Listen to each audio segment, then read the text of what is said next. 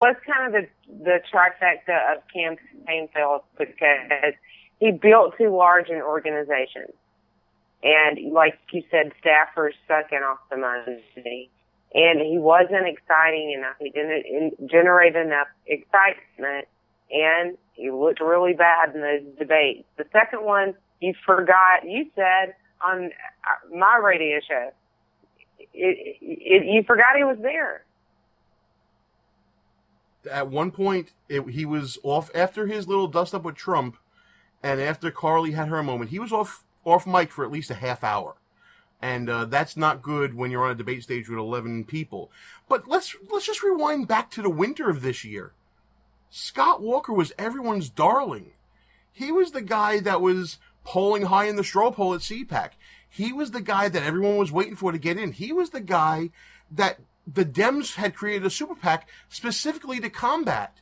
And then a month ago, the debates start, he drops, and the super PAC that's up again, that was made for him, basically says, yeah, we have no reason to be anymore. He's taking care of himself. He's gone. It's so amazing how quickly the worm turns in presidential politics. But you know what? If we could give a final epitaph to the Walker campaign, he peaked too soon, I think. And I hope you agree with me on this, Lou. He peaked too soon. He didn't run the same campaigns that he ran in Wisconsin. I didn't see the same fire. And ultimately, he just blended into the background, and that's why he is now returning back to Wisconsin. I totally agree. I think that's exactly what happened. Okay, yeah, so it's now... a lesson. Oh, it's definitely a lesson. It's definitely a cautionary tale. As are most of these campaigns, there's always going to be one or two reasons for it. But now let's play a little bit of Miss Cleo, okay? Let's start figuring out who's next. Who's the next one to go from this field, and when do you think they're going to go? What is your grand prediction? Remember, this is on tape, and I'm going to be playing this over and over again if you're wrong. Tell me who's next. Because I know it's not going to be who I'd like for it to be, and it's going to be the person that I don't want it to be. It's probably going to be Rand Paul. Interesting, and why do you say that? Because he's fizzled. I mean, he has the, God love him, he doesn't have the outsider thing, but he also has the surgeon thing. And, you love these guys, but they have to be calm 99.9% of the time. And they're sometimes too calm for politics. I think Ben Carson's going to have the same problem. It's an interesting call. I don't know about Paul's money situation. Maybe some people in the chat room can help me with that. I don't know if he has the dough to go. But I think Rand Paul is one of those that should be hanging around a little bit because there really isn't a libertarian wing that is merging into this race. I kind of look at this race, and I've said this on past shows, as a 4-lane highway merging into 1 lane by the time you get to the convention. You have the establishment lane, the Tea Party lane, the libertarian lane, and the social conservative lane. Rand Paul should be owning the libertarian lane. He shouldn't be polling below 1% or wherever he's at right now. He should be taking all these liberty Republicans, and he should be building that coalition for him. And I don't see him doing it. Instead, I see him getting down to the mud with Donald Trump, which, again, if you want to talk about cautionary tales, don't get into the mud with Donald Trump because that's where Trump lives. So I hope Rand Paul is next. As far as my prediction goes for who's next, it's a tough one, man. But if there was ever a candidate on the main stage, at least, that to me is not connecting, it's Governor Huckabee. And I don't see him hanging around, but for his social conservative credentials, which have him in the middle of the polls right now. He's riding that wave of that lane, basically, that social conservative lane, and he's probably going to hang around a while, but he really should be one for the main stage to go. As far as the other stage goes, all the ones I mentioned, Graham, Pataki, Gilmore, what are you doing? Even Governor Jindal to some extent. What are you guys doing in here? It's time to move on. As Governor Walker said, time to move off the stage. Lou, what do you think of what Governor Huckabee has been doing? I think you hit on something with him being in the social conservative. He has that lane, right? And immediately I thought of Delaware, because you start out with 5 lanes, but by the time you get to the end of Delaware, which is not very far, just like 1 lane for whatever reason, there's never more than 1 lane open in Delaware. But he's got that lane, that social conservative. He's got the social conservative lane. And that's a lane that Donald can't really get into. So he's not taking anything away from Huckabee, and that's why I think Huckabee is where he is in the polls. Rand Paul, on the other hand, his lane is, I mean, you know, Donald is the trucker coming over into his lane, like forcing him out. In my mind, I think that Donald can take that libertarian contingency away from Rand Paul much more easily than he can take the social conservative from Huckabee. The other guys that you were talking about, I can't figure it out. I don't know what they're doing there. I don't know, you know, it's a why are you here situation. You know, I think I'm going to start calling them the Vaudeville Act, because they've been in politics since vaudeville, basically. And, you know, they got a nice little, it used to be a quartet, now it's not so much a quartet. They got the, you know, Gilmore, Graham, and Pataki. You know, I expect them, you know, to wear the straw hats next to the barbershop singing, you know, I can't think of a barbershop quartet song. But whatever. You get what I'm saying. They've been around for so long, and they've been saying that, you know, they're the change that we need, but meanwhile, they've been around since the 90s. Why didn't you change anything while you were around? And they're just, you know, and they're just hanging around. I think they're just hanging around to see all these other bigger names fall off and hope that they get something. Lou, is there something to be said for hanging around long enough to wait for one of the larger candidates with the largest share to just make a mistake and scoop up the crumbs at the end? I think there is for certain people, but I don't think that Kasich and Pataki are those people. I think for Kasich and Pataki, there's something to be said for hanging around long enough to ensure yourself a cabinet post. And that could be something as well that I think they're hanging around for. They want to show that they have some sort of sway over the electorate, that when the nominee is chosen, they'll be needed as a surrogate and then earn a spot in some administration. But when we talk about getting the crumbs from somebody else, I got to think of Ted Cruz. Ted Cruz has been kind of laying low, and I think that he's one of the people that is waiting for Trump to make a mistake, because he knows that he's going to get the benefit, probably the most, out of any candidate if Trump goes down in flames at any point. Cruz is one of those candidates waiting for the crumbs. I think Santorum is waiting for Huckabee to make a mistake so he can kind of jump into that, you know, social conservative lane.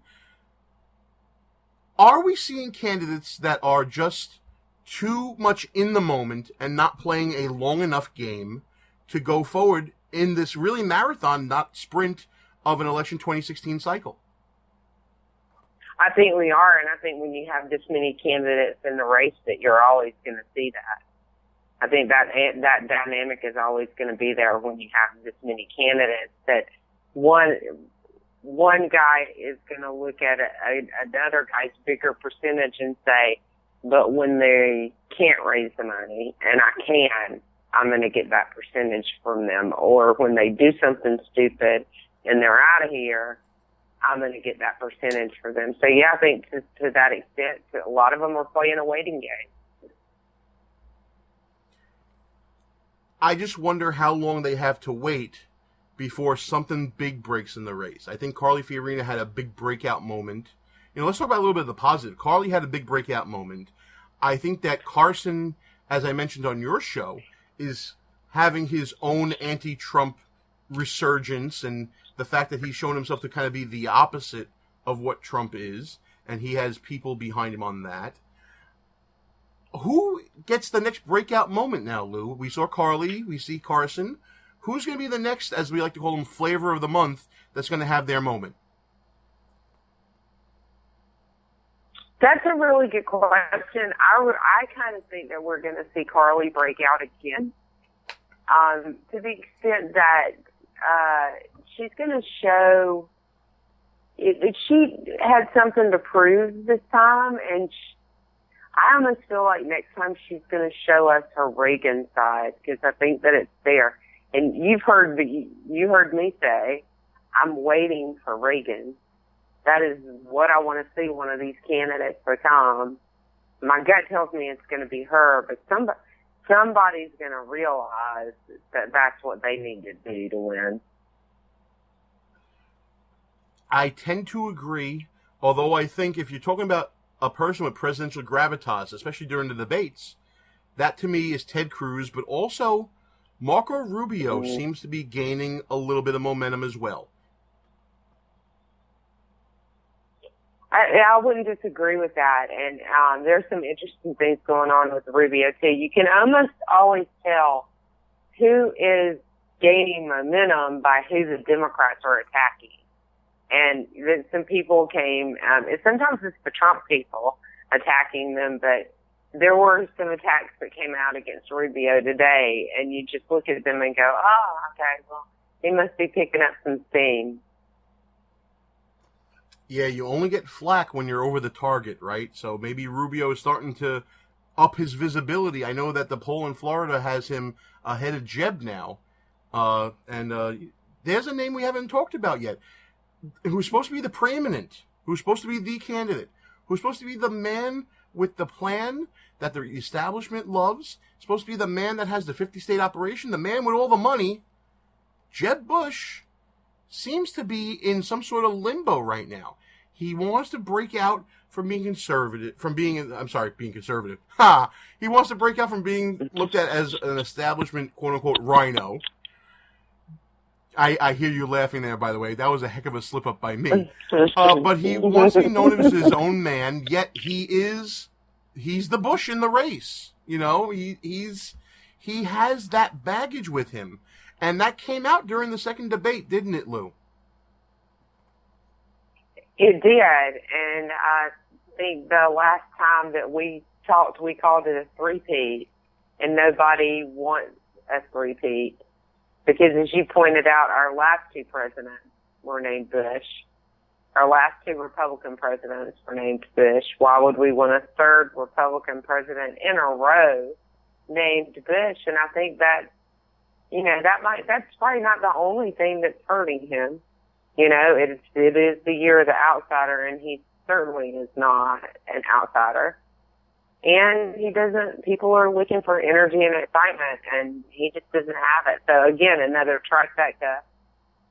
He's just not there. Absolutely. Okay, so here's what we're going to do now. We're going to take another short break. Lou, I don't know if you know this, but we actually give equal time to the Democrats on our show, believe it or not. We're going to let the Reverend Al take it from here and school you guys on how to talk properly. But until then, stick around. When we come back, we'll be talking about the papal visit, a little preview of Value Voters Summit, and maybe we'll do a little buffoon of the week as well. Gene and Lou, Behind Enemy Lines, will be back right after these brief words. Who might you save? Your mother, your father, your husband, uncle, aunt, son. Learn FAST, F-A-S-T, the sudden signs of a stroke, and you could save. Your friend, teacher, boss. F, face drooping. A, arm weakness. S, speech difficulty. T, time to call 911. F-A-S-T. That's F, face drooping. A, arm weakness. S, speech difficulty. T, time to call 911. The sooner they get to the hospital, the sooner they'll get treatment. And that can make a remarkable difference in the recovery of your neighbor, the waiter, grandmother, grandfather. So learn FAST, the sudden signs of a stroke, then pass it on, because you never know who might save you. Your wife, your colleague. Spot a stroke fast. Visit strokeassociation.org, brought to you by the American Stroke Association and the Ad Council. The show will be right back. But first, a word from Al Sharpton. Good evening, Rev. Thanks Good evening, to Rev. You, Ed. Is this Groundhog Day 2? We are watching that was Attorney General Eric Holder, ABDs, about some Republicans at home or